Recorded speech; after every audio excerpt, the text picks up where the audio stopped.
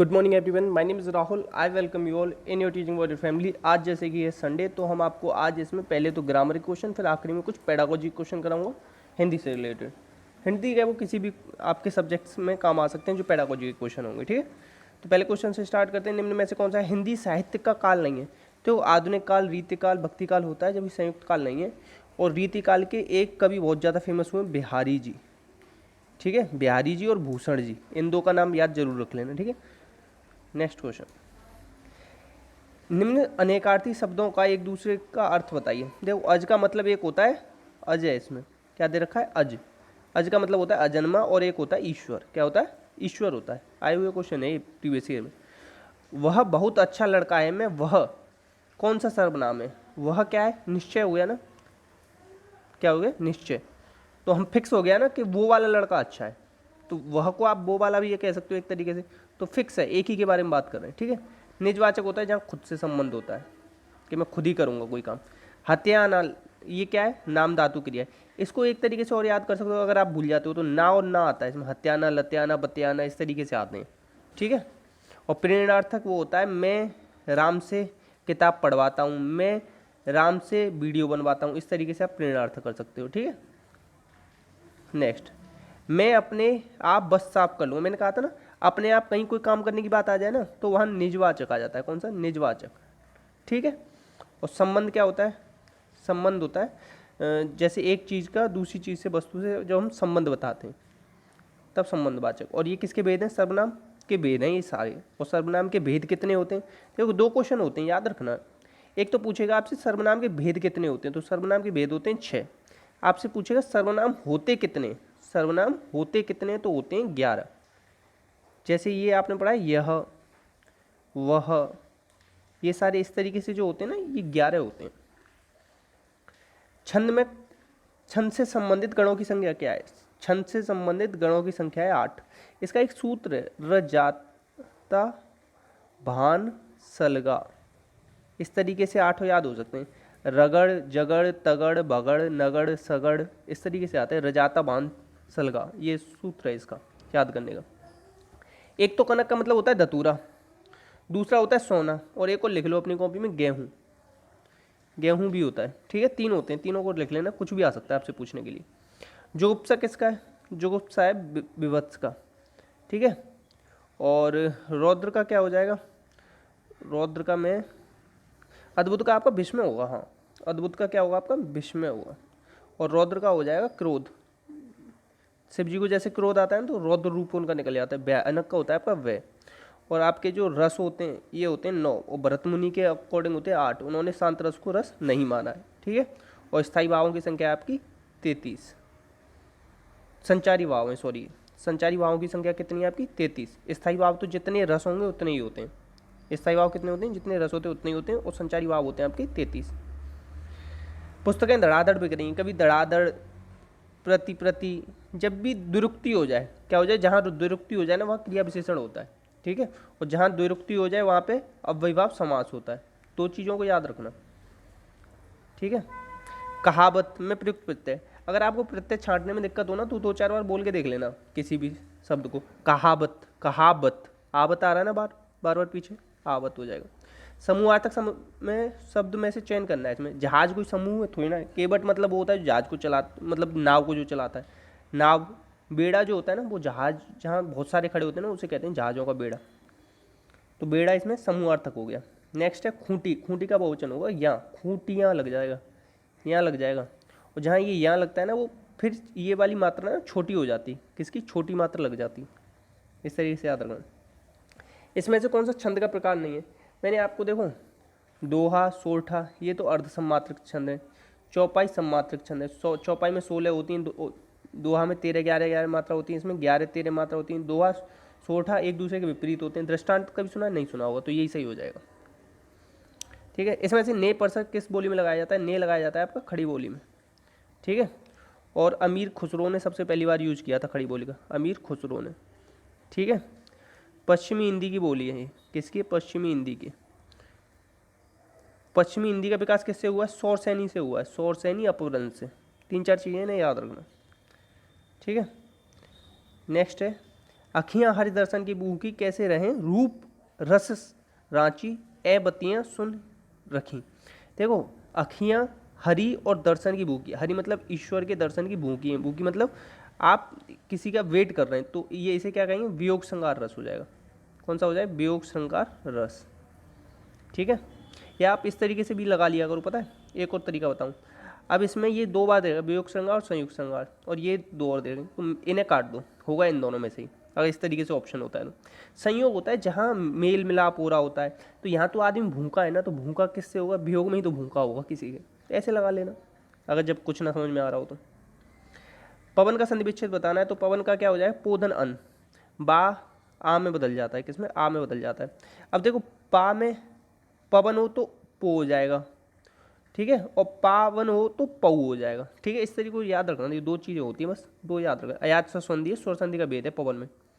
ठीक है, तद्भव शब्द बताना है, और तद्भव का केस ये है कि आप बोल के देखना, जब आपको कुछ समझ में ना आए ना तो 4 बार बोल के देख लेना। अब आप इन चारों को बोल के देखो, किस वाले शब्द को सबसे इजीली बोलो। प्रांगण टाइम लग रहा है, आश्रम, उद्वेग, मुझे प्यास लग रही है, प्यास लगने में कितनी सेकंड बोल, 1 सेकंड बोलिए प्यास, तो प्यास क्या हो जाएगा आपका, तद्भव हो जाएगा। तद्भव वे होते हैं जो कि संस्कृत से आए हुए शब्द होते हैं, मगर वो हमने अपने अकॉर्डिंग चेंज कर लिए होते हैं। प्यास का तत्सम होता है पिपासा, पिपासा बोलने में टाइम लग रहा है ना, मगर प्यास बोलना 1 सेकंड में बोल रहे हैं हम।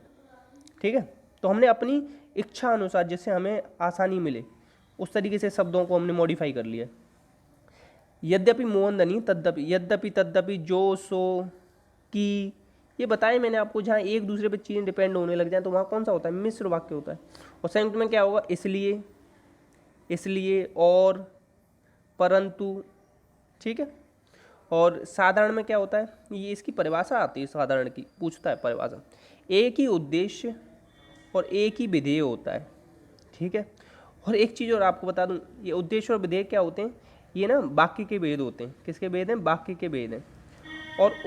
और हमेशा जो विधेय होता है ना वो संज्ञा होता है, वो जैसे राम श्याम, राम जाता है, राम मार्केट जाता है, श्याम स्कूल जाता है, तो राम श्याम जो नाम आ रहे हैं ना, तो ये विधेय होंगे हमेशा, इस चीज़ को याद रखना। इसमें से बताना है कि कौन सा त्रुटिहीन है। एक चीज़ आप बताओ, कभी भी 2 सुपरलेटिव डिग्री को कभी नहीं साथ लगाते। ठीक है, तो इसमें क्या है, श्रेष्ठ और सबसे और श्रेष्ठतम, एक तो सबसे तो श्रेष्ठतम, दो चीज़ें एक साथ नहीं लगाते ना, तो यहाँ इसने दोनों सुपरलेटिव डिग्री का यूज़ कर लिया। ठीक है, तो ये इसीलिए एक चीज़ का प्रयोग करेंगे यहाँ। अब देखो ठंड के दिनों में प्रातःकाल के समय, प्रातःकाल लिख रहा है, समय की क्या जरूरत है, प्रातःकाल तो ऑटोमेटिकली समय होता है ना, प्रातःकाल से ही पता पड़ जाता है। व्यक्तिवाचक संज्ञाएं बतानी है इसमें, तो राम, रामचरितमानस, गंगा, ये है।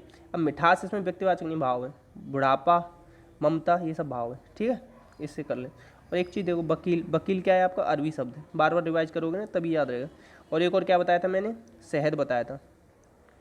ठीक है, और एक और क्या बताया था, अखबार। 3 चीज़ें याद रख लो, जब 1 नंबर मिलेगा ना आपको पेपर में, जब कहोगे सबसे एक ज़्यादा 1 नंबर वो होगा जो और किसी पे नहीं आया होगा, केवल आप करके आओगे इस क्वेश्चन को। 2 वर्णों के मेल से क्या होता है, अब देखो अगर 2 वर्ण कह दे तो संधि होगी, वर्ण की जगह अगर आपको कह दे शब्द, तो शब्दों से क्या होता है, समास। ठीक है, उपसर्ग क्या है, किसी भी शब्द के आगे लगते हैं, प्रत्यय पीछे लगते हैं। उपसर्ग के लिए ये भी कहेगा, किसी शब्द के आगे ना बोल के ना कह देगा आदि में लगते हैं, कहाँ लगते हैं, आदि, और ये पीछे न लग के इसे बोल देता है अंत में लगते हैं। ठीक, ऐसे भी बोल देता है थोड़ा। पीछे चलने वाले को क्या कहते हैं, अनुगत कहते हैं। पीछे इसका सेंस होता है अनु से, अनु याद रख लो। ठीक है, लालटेन किसका है, लालटेन है आपका विदेशी, लालटेन से बना है, कैसे बना है, और ये इंग्लिश भाषा का है। ठीक है, देश में जन्मे को देशज कहते हैं, जैसे खिड़की, जूता, पगड़ी, लोटा, ये केवल अपने ही देश में मिलेंगे, ऐसे याद रख लो, और किसी देश में जाके बोल दोगे ना तो उन्हें समझ में नहीं आएगा। बागेश्वरी का पर्यायवाची बताना है, बागेश्वरी, हंस वाहिनी, वीणा पाणी, ये सब किसके, शारदा, ये सब किसके, शारदा जी के, या आप कह सकते हो सरस्वती माँ के ये। ठीक है, और कमला किसका है, कमल पे कौन विराजमान है, लक्ष्मी जी, लक्ष्मी जी किस पे बैठी हैं, कमल पे बैठी, तो कमला हो जाए। मंदिर और मंदिरा, इसका युग्म का बताना है कि अर्थ क्या होगा। मंदिर का मतलब होता है देवालय, और मंदिरा का मतलब होता है अश्वशाला। पूजा अगर भी कर सकते हो, मगर मंदिरा का मतलब पुजारी नहीं होता, मंदिरा का मतलब होता है अश्वशाला, इसलिए इससे छांटा जाएगा कौन सा सही है। ठीक है। अंबर पनघट में डूबो रही तारागढ़ उषा नागरी।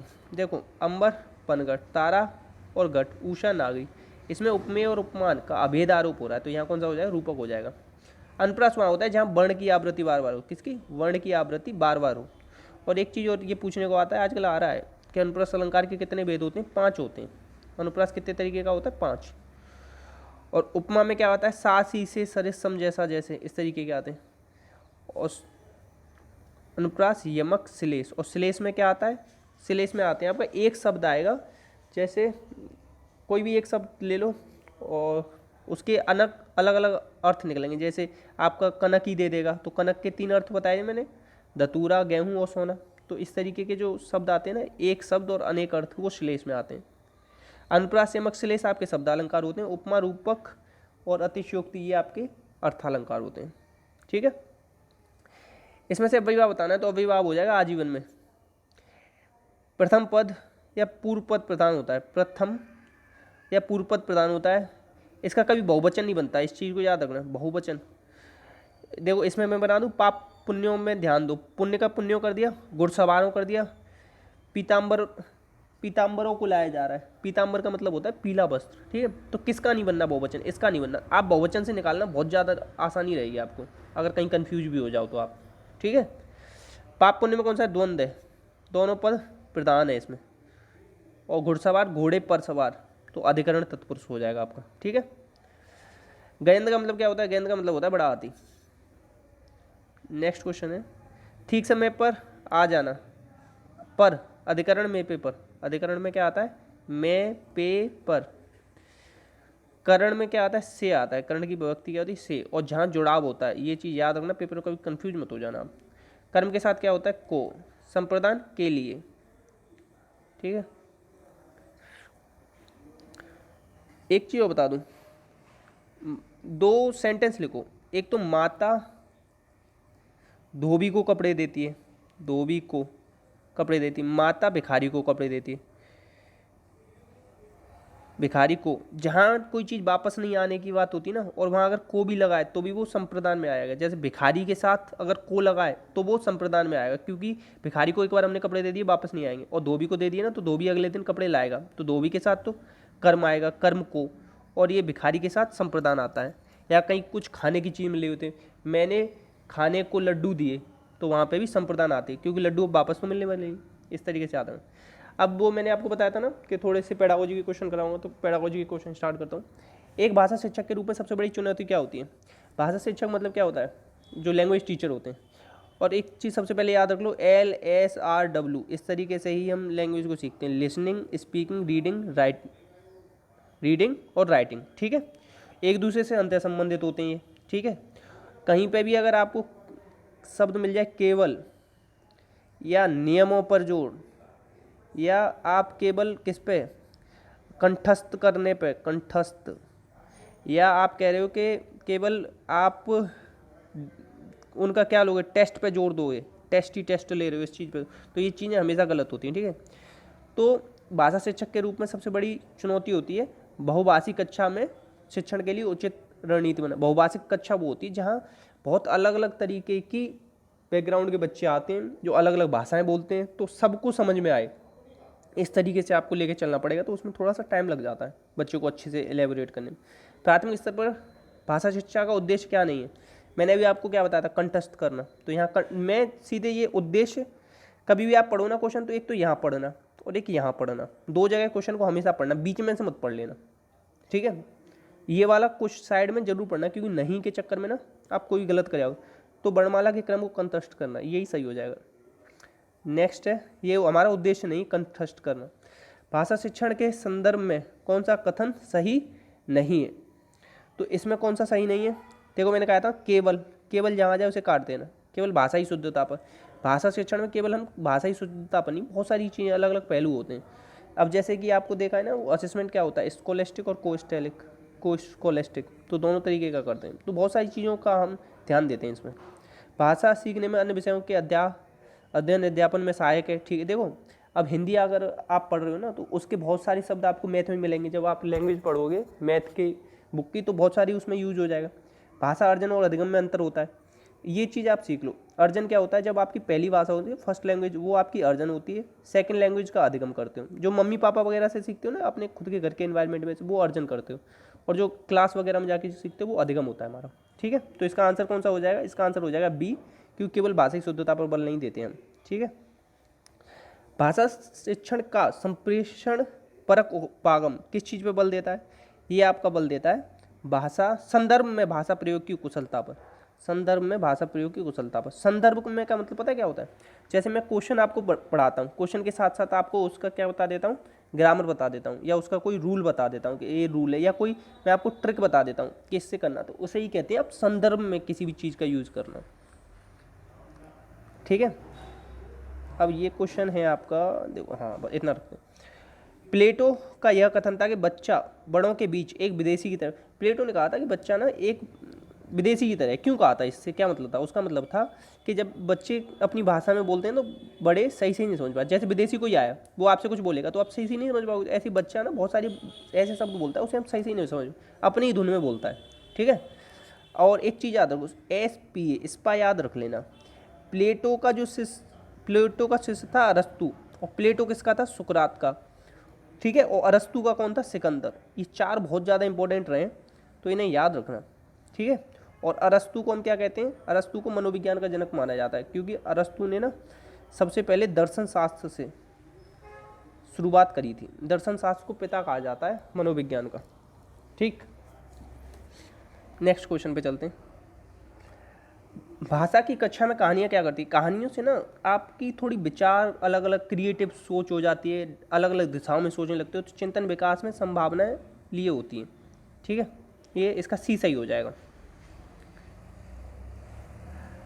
भाषा कौशल के संदर्भ में कौन सा सही है, भाषा कौशल के संदर्भ, सभी कौशल एक दूसरे से क्या होते हैं, अंतर संबंधी। मैंने कहा था ना अभी आपको, LSRW, listening, speaking, reading, writing, ये चारों ना एक दूसरे से अंतर संबंधित होते हैं।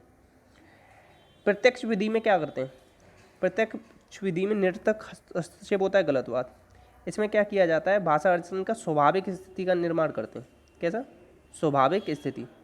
स्वाभाविक स्थिति दो बच्चे को ऐसी कि जहाँ पर केवल वही भाषा बोली जा रही हो, तो डायरेक्ट, इसे डायरेक्ट मेथड कहते हैं, मतलब सीधे सीधे बोलना सिखाना, सेंटेंसेस बोलना सिखाना। आप अनुवाद का यूज नहीं करोगे इसमें। मोस्टली हम इंग्लिश किससे सीखते हैं, अनुवाद करके, मगर इसमें डायरेक्ट इंग्लिश बोलना सिखाया जाता है। नेक्स्ट क्वेश्चन है आपका, इसमें से कौन सा द्वितीय भाषा शिक्षण का उद्देश्य नहीं है, उद्देश्य कौन सा नहीं होगा। अब देखो फिर इसमें दिख गया कंठस्थ करना, कंठस्थ करना तो ही ना उद्देश्य होता है। ठीक है, नेक्स्ट है आपका, चोमस्की क्या था। चोमस्की ने कहा था कि हमारे अंदर ना LED डिवाइस होता है, जन्मजात क्षमता होती है किसी भी भाषा को सीखने की। तो इसका क्या हो जाएगा, भाषा अर्जन क्षमता हो जाएगा, बी हो जाएगा इसका बिल्कुल सही। भाषा शिक्षण में अनिवार्य है, भाषा शिक्षण में क्या अनिवार्य है, समग्रवादी दृष्टिकोण। कभी भी भाषा शिक्षण करें ना तो एक साथ सारी चीज़ों को मिलाकर हम सीखते हैं, समग्रवादी दृष्टिकोण होता है। भाषा क्या होती है, एक नियमबद्ध व्यवस्था है। क्या है, नियमबद्ध व्यवस्था है भाषा। द्वितीय भाषा के रूप में हिंदी सीखने का मुख्य उद्देश्य क्या है, द्वितीय भाषा के रूप में अगर आप हिंदी सीखना चाह रहे हो तो दैनिक जीवन में हिंदी में समझने और बोलने की, मतलब थोड़ा बहुत बोल सको और थोड़ा बहुत समझ सको। अगर सामने वाला कोई आपसे बात कर रहा है तो वही केवल उतना उद्देश्य, कोई एक्सपर्ट नहीं बनाना होता दूसरी भाषा में। आप एक्सपर्ट किस में बनते हो, फर्स्ट भाषा में बनते हो मोस्टली। अब ऐसा नहीं है कि केवल फर्स्ट में, सेकंड में बन सकते हो, मगर वो अब बात के रूप में होता है। सुहेल 1 साल पहले असोम से पंजाब आया है। पहले असम को ना असोम बोलते थे, तो इसलिए याद रखना। वह हिंदी भाषा का प्रयोग करते समय त्रुटियां करता है। एक शिक्षक के रूप में आप क्या करोगे, तो इसके रूप में आप क्या करोगे, सुहेल को मातृभाषा लक्ष्य पर नहीं पढ़ने देना चाहिए। देखो मातृभाषा को मना कर रहा है तो ये तो करने नहीं देंगे, मतलब करने देंगे, तो ये तो गलत हो जाएगा। सुहेल को बार बार की उसकी त्रुटियों, ये भी गलत है। उसको क्या करेंगे, सुहेल को भाषा प्रयोग के अधिकाधिक अवसर देंगे और प्रोत्साहन करने देंगे। अगर कोई अपनी भाषा बोल रहा है ना तो उसे अवसर दो और बोलने दो उसे। भाषा अर्जन क्या होता है, भाषा अर्जन सहज और स्वाभाविक होता है। भाषा अर्जन के लिए आप कोई तीर नहीं मारते, यानी आप कोई अलग से प्रयास नहीं करते। आप घर में सब लोग बोल रहे होते हैं आपकी भाषा और आप भी सीख जाते हैं धीमे धीमे। आपने अलग से उनके नियम नहीं पढ़े होते हैं। फिर भी आप सीख चुके होते हैं उसकी भाषा को। उच्च प्राथमिक स्तर पर भाषा शिक्षण की प्रयोग की सबसे अधिक महत्वपूर्ण क्या है? इसके लिए सबसे महत्वपूर्ण है कि डी हो जाएगा इसका, समाचार पत्रों और पत्रिकाओं या अन्य भाषा सामग्री में कही गई बातों का निहितार्थ और सोच सरोकार की पहचान करना। ठीक है, नेक्स्ट है उच्च प्राथमिक स्तर पर भाषा शिक्षण का सर्वोपरि उद्देश्य क्या है? उच्च प्राथमिक स्तर पर क्या है कि निजी अनुभवों के आधार पर भाषा का सृजनशील इस्तेमाल करना, डी हो जाएगा। सुनी पढ़ी और समझी हुई भाषा को सहज और स्वाभाविक लेखन द्वारा व्यक्त करने की क्षमता विकास के निम्न में से किसमें सहायक है? ये सहायक है आपकी किसमें? सुनी देखी घटना को अपने शब्दों में लिखित रूप में अभिव्यक्ति करने में, अपने आप अपने रूपों में या अपनी भाषा में आप जब अभिव्यक्ति कर दोगे ना, वही सहायक है उसी चीज़ों में। इसी के साथ ये प्रैक्टिस है समाप्त हुआ। आज आपकी संडे की क्लास थी, तो पेडागोजी के भी कुछ क्वेश्चन करा दिए जिससे कि आपको प्रॉब्लम ना हो। मेरा उद्देश्य है 30/30 हर कीमत पे, और डेफिनेटली आपका जब पेपर दोगे ना, देखना ऐसा लगेगा सारे क्वेश्चंस मैं बोल रहा हूँ आपको पेपर देते टाइम, हर एक क्वेश्चन। और बताना प्लीज़ कैसा लग रहा है आपको ये प्रयास, और अच्छा लगे तो अपने दोस्तों के साथ शेयर कर देना। अपना अपनों का ध्यान रखना। जय हिंद, जय भारत।